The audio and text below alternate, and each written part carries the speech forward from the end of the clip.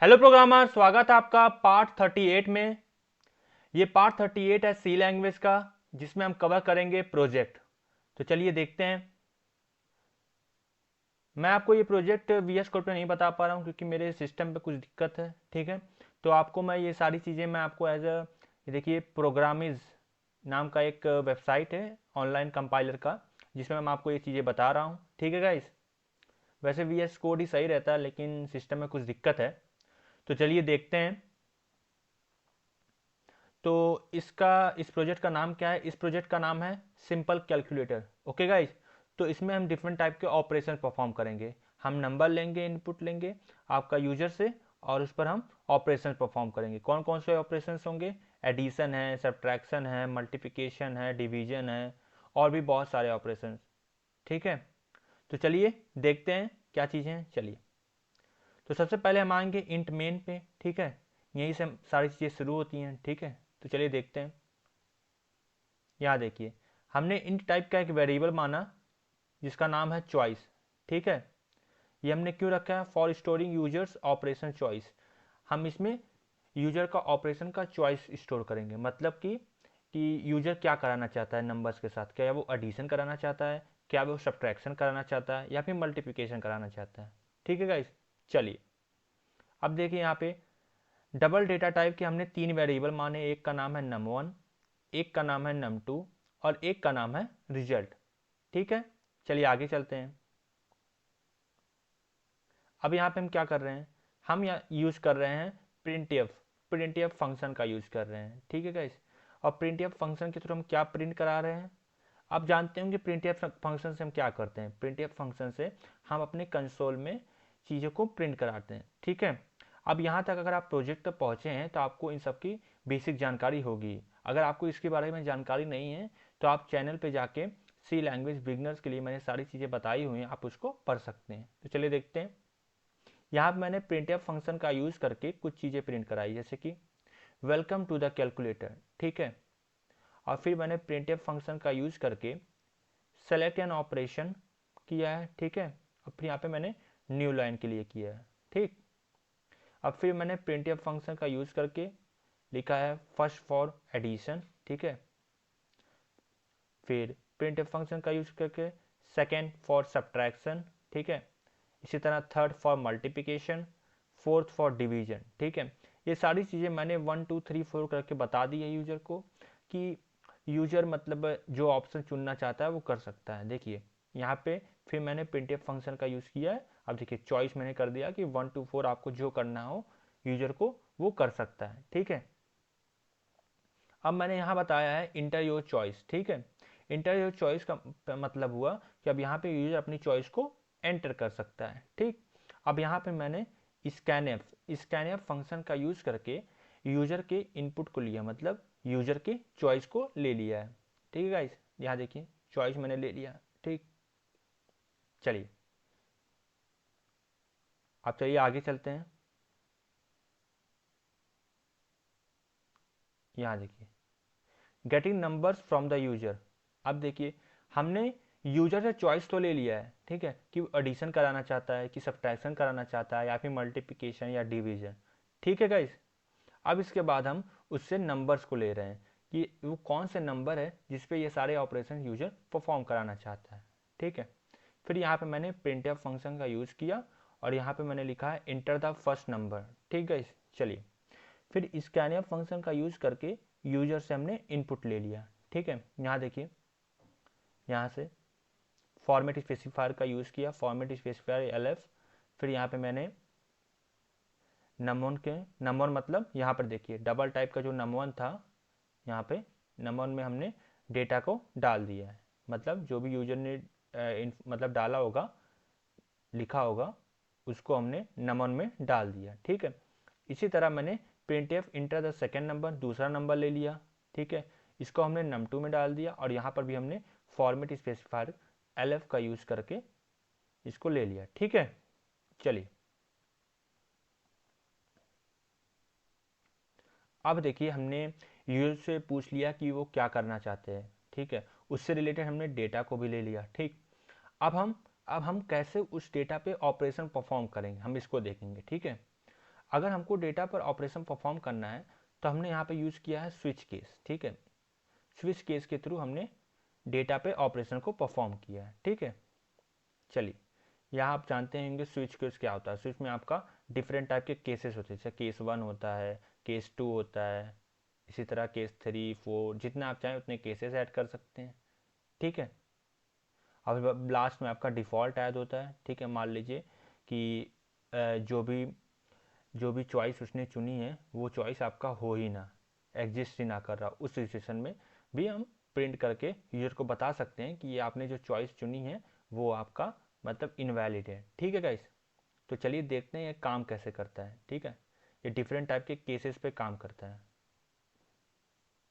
ये देखिए, मान लीजिए, देखिए यहाँ पे मैंने चॉइस पे क्या है, मान लीजिए चॉइस आपका एडिशन मतलब 1 को प्रिंट करता है, ठीक है। 1 को चुनता है यूजर, ठीक है। तो उस सिचुएशन में केस 1 एग्जीक्यूट होगा, केस 1 एग्जीक्यूट होगा यहाँ पे, क्योंकि इसने 1 को चुना है, ठीक। ये है एडिशन के लिए, ठीक। यहाँ मैंने रिजल्ट टाइप का एक वेरिएबल, देखिए यहाँ ऊपर देखिए, रिजल्ट टाइप का रिजल्ट टाइप का एक वेरिएबल हमने माना था, ठीक है। अब देखिए, अब रिजल्ट में क्या आ जाएगा, रिजल्ट में क्या आ जाएगा, num1 प्लस, यहाँ देखिए num1 प्लस num2, ठीक है गाइस। ये num1 और num2 की वैल्यू हमने यूजर से ले ली थी यहाँ पर, ठीक है। फिर printf फंक्शन का यूज करके हम इसका जो रिजल्ट आएगा, जो आंसर आएगा, उसको हम प्रिंट कराएंगे कंसोल पे। यहाँ देखिए हमने लिख दिया रिजल्ट, ठीक है, एज इट इज ये प्रिंट हो जाएगा। फिर यहाँ पे फॉर्मेट स्पेसिफायर का यूज़ किया हमने, ठीक है। यहाँ देखिए फॉर्मेट स्पेसिफायर का यूज़ किया, ठीक है। और फिर यहाँ पे हमने वैल्यू को डाल दिया, यहाँ देखिए, यहाँ डाल दिया num1 प्लस num2 को, ठीक है। यहाँ पे देखिए num1 क्या होगा, num1 आपका इसका होगा, ठीक है, इससे रिलेटेड, ठीक है। num2 आपका इससे रिलेटेड होगा, ठीक है। और रिजल्ट किसका होगा, रिजल्ट आपका इससे इक्वल टू 0.2 LF वाला फॉर्मेट स्पेसिफायर रहेगा, ठीक है। चलिए, फिर यहाँ पे हमने ब्रेक कीवर्ड का यूज करके हमने यहाँ पे ब्रेक कर दिया, ठीक है। अब ब्रेक क्यों किया मैं भी आपको इससे कनेक्ट करता हूँ। चलिए मैं आपको कुछ चीज़ें आपको दिखाता हूँ, देखिए। चलिए इसको मैं रन करता हूँ पहले, देखिए यहाँ पे आ गया है, welcome to the calculator, select an operation, addition, subtraction, multiplication and division, ठीक है, इंटर योर चॉइस। चलिए हम यहाँ पे चॉइस चुनने जा रहे हैं, मान लीजिए मैं 1 चुनता हूँ, मैंने 1 को चुन लिया। अब देखिए यहाँ ये सारी चीज़ें हो गई हैं, ये भी हो गया, ठीक, चॉइस भी हमने ले लिया। अब देखिए यहाँ देखिए, getting number from the user, ये वाला हो रहा है यहाँ पे, देखिए इंटर द फर्स्ट नंबर, मान लीजिए मैं करता हूँ 5, मैंने चुन लिया, मतलब 5 को चुन लिया। अब देखिए ये काला काम हो गया इंटर द फर्स्ट नंबर का। अब देखिए मैं इंटर द सेकेंड नंबर पे आ गया है, अब मैं सेकेंड नंबर चुने, मैंने चुन लिया है 6, यहाँ मैंने एंटर कर दिया। अब देखिए रिजल्ट 5 मैंने चुना था, 6 चुना था, और इसका आ गया 11, ठीक है गाइस। अब देखिए ये कैसे परफॉर्म हुआ, देखिए चॉइस में हमने डाला था, यहाँ देखिए स्विच केस में हमने चॉइस में डाला था 1, ठीक है गाइस। 1 यहाँ पे केस 1 से मैच हो गया, कि आपका केस 1 ही था ना, 1 मैच हो गया। 1 क्या है, एडिशन से रिलेटेड है, तो रिजल्ट में क्या आ गया, num1 प्लस num2 मतलब 5 प्लस 6 इक्वल टू 11 आ गया, ठीक। फिर यहाँ पे मैंने printf फंक्शन का यूज़ किया, रिजल्ट, ठीक है। फिर यहाँ पे पहला वाला num1 के लिए, दूसरा वाला num2 के लिए, और तीसरा वाला फॉर्मेट स्पेसिफायर रिजल्ट को डिनोट कर रहा है, ठीक है। तो यहाँ पे मैंने ये सारी चीज़ें लिख दी, यहाँ पे लिखी हैं, और इसके अकॉर्डिंग देखिए यहाँ पे आया है रिजल्ट 5 प्लस 6 इक्वल टू 11, ठीक है। फिर यहाँ पे मैंने ब्रेक स्टेटमेंट का यूज़ किया, ठीक। अब देखिए इसी तरह मैंने केस 2 के लिए भी लिखा है, सब्ट्रैक्शन का है, ठीक है। यहाँ रिजल्ट, और यहाँ देखिए माइनस मैंने कर दिया है। फिर वही चीज़ें printf फंक्शन का मैंने यहाँ पे यूज किया है, ठीक है। इसी तरह यहाँ पे भी num1 के लिए ये वाला फॉर्मेट स्पेसिफायर है, num2 के लिए आपका ये वाला फॉर्मेट स्पेसिफायर है, ठीक है। रिजल्ट के लिए आपका कौन सा है, ये वाला फॉर्मेट स्पेसिफायर है, ठीक है गाइस। फिर यहाँ पे मैंने ब्रेक स्टेटमेंट का, ब्रेक कीवर्ड का यूज कर दिया, ठीक है, ब्रेक स्टेटमेंट या फिर कीवर्ड, ओके। चलिए फिर इसी तरह मल्टीप्लिकेशन का है, यहाँ पे मल्टीप्लिकेशन कर दिया, ठीक है। और ठीक इसी तरह यहाँ पे ब्रेक कीवर्ड का यूज कर दिया। फिर यहाँ पे केस 4 हमारा जो लास्ट है वो है डिवीजन, ठीक है। यहाँ पे देखिए डिवीजन ऑपरेशन का यूज करके हमने कर दिया, ठीक है। अब यहाँ देखिए डिवीजन का देखने लायक है, ठीक है, डिवीजन में क्या हो रहा है। मान लीजिए केस 4 हुआ, ठीक है, डिवीजन चुन लिया गया, ठीक। अब देखिए num2 को चुना जाएगा, num2 नॉट इक्वल टू 0, ठीक है। अगर num2 नॉट इक्वल टू 0 है तभी ये रिजल्ट में जाएगा। ऐसा क्यों होगा, देखिए अगर नीचे 0 हो जाएगा, ठीक है, अगर नीचे 0 हो जाएगा तो देखिए ये वाला केस आ जाएगा, 0 डिवीजन बाय 0 इज अनडिफाइंड, यही केस होता है। देखिए अगर नीचे 0 हो जाएगा तो डिवीजन होगा ही नहीं, ठीक है, आप तो जानते ही होंगे, ठीक। तो उस केस के लिए मैंने यहाँ पे लिख दिया है इफ स्टेटमेंट का यूज करके, यहाँ पे num2 नॉट इक्वल टू 0 रहेगा तभी ये ऑपरेशन परफॉर्म होगा, ठीक है गाइस। यहाँ देखिए, चलिए अब देखिए डिफॉल्ट मैंने क्या लिखा है, इनवैलिड इनपुट, ठीक है। ये सारी चीज़ें मैं आपको दिखाता हूँ। देखिए मान लीजिए मैं फिर से रन करता हूँ, ठीक। अब मैं क्यों ना एक बार आपको मैं डिवीजन का करके दिखाता हूँ, ठीक। मान लीजिए मैंने चुन लिया यहाँ पे 4 चुन लिया, फर्स्ट नंबर मैं लिख देता हूँ 5, सेकेंड नंबर में लिख देता हूँ 0। अब देखिए, देखिए एरर आएगा, डिवीजन बाय 0 इज अनडिफाइंड, ठीक है। चलिए फिर से रन करते हैं एक बार फिर। अब मैं आपको केस 3 जो कि है मल्टीप्लिकेशन उससे रिलेटेड दिखाता हूँ। मैंने 3 चुन लिया, ठीक। यहाँ मैंने पहला नंबर लिया 15, दूसरा नंबर ले लिया 5। अब कितना आएगा, आपका आएगा 3। ये देखिए, ओ सॉरी मल्टीप्लिकेशन है, तो 5 into 5 equal to 15 into 5 equal to 75, तो आपका 75 आ गया मल्टीप्लिकेशन के अकॉर्डिंग, ठीक। ये बार फिर से मैं रन करता हूँ। अब देखिए मान लीजिए किसी ने गलती से, ये 4 चॉइसेस हैं हमारे पास, यहाँ पे देखिए 4 चॉइसेस हैं, इसके बजाय किसी ने 5 लिख दिया, मतलब पांचवा चाहिए जो कि एग्जिस्ट ही नहीं करता है, ठीक है। उस सिचुएशन में क्या होता है कि मैंने 5 लिख दिया, ये रहा,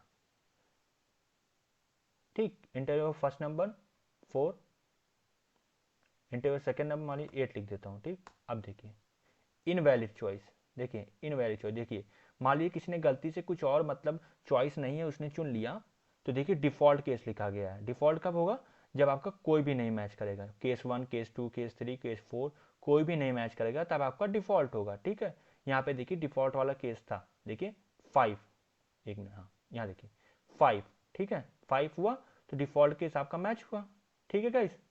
और आगे बताने से पहले मैं आपको बताना चाहता हूँ कि इस चैनल पे मैंने सी लैंग्वेज बिगनर्स के लिए पढ़ाया हुआ है, जिसपे मैंने बेसिक जैसे कि लूप्स हो गए हैं, ये सारी चीज़ जो आप देख रहे हैं, लूप्स हो गए और ऊप्स हो गए हैं, और साथ ही साथ मैंने 40 coding question guys 40 coding question solve कराया हुआ है। और साथ ही साथ मैंने वहाँ पे सर्टिफिकेट भी दिया है फ्री में, तो जाइए आप उसको पढ़िए। और इस चैनल को मैंने फेसबुक से भी अटैच कर दिया, ठीक है, जिसका लिंक मैं आपको नीचे कमेंट में कर दूंगा, ठीक है।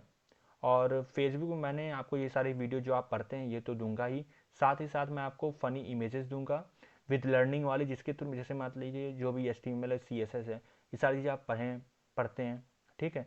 इससे रिलेटेड फ़नी मोड में आपको चीज़ें सिखाऊंगा विद लर्निंग के साथ, लर्निंग और फन दोनों रहेगा, ठीक है गाइस। और साथ ही साथ आपको और भी वीडियोस मिलते रहेंगे, और इसका लिंक मैं आपको कमेंट में दे दूंगा, ठीक है। चलिए देखते हैं। तो यहाँ देखिए डिफ़ॉल्ट में क्या है, डिफ़ॉल्ट में मान लीजिए किसी ने इनवैलिड इनपुट मतलब उसको पता नहीं था या गलती से कैसे भी मतलब कर दिया, ठीक है। चलिए तो ये सारे 4 केसेस हैं आपके, addition, subtraction, multiplication and division, ठीक है। आप इसमें और भी अटैच करिए, ठीक है, मॉड्यूलर का आप करिए, ठीक है। और आपका और भी जो कुछ भी है जैसे कि, ठीक है, एक्सपोनेंट का भी कर सकते हैं, उसका भी करिए, ठीक है। आपको जो ऑपरेशन करने हैं वो आप कर सकते हैं, ठीक है। ज़रूरी नहीं है कि यहाँ पे 4 ही ऑपरेशन हो, ठीक है गाइस। आप इसमें और भी ज़्यादा जितना चाहे उतना अटैच कर सकते हैं, ठीक है। आप इसको, मैंने सिंपल कैलकुलेटर बताया, आप कॉम्प्लेक्स कैलकुलेटर भी बना सकते हैं, ठीक है। ये भी पॉसिबल है सी लैंग्वेज के थ्रू बनाना, ठीक है। तो इस प्रोजेक्ट में यही सारी चीज़ें थी, ठीक है। आगे मैं आपको अगले वीडियो में मैं आपको एक और नया प्रोजेक्ट के साथ आऊँगा, ठीक है, टुमारो, ठीक है। चलिए तो यही था आपका आज का। तो कोड आपको कमेंट में मिल जाएंगे, ठीक है। और इस चैनल को आप सब्सक्राइब कीजिए। सब्सक्राइब करने के बाद आप बेल आइकन को जरूर दबाइए, ताकि जो भी वीडियो इस चैनल पे अपलोड हो सबसे पहले नोटिफिकेशन आपके पास जाए। और इस चैनल को मैंने फेसबुक से भी कनेक्ट कर दिया है, तो आप फेसबुक पे भी मुझे मतलब कनेक्ट होइए, और जिसका लिंक मैं आपको कमेंट में दे दूंगा, ठीक है। और हर इवनिंग में आपको 2 से 3 वीडियो मिलते रहेंगे।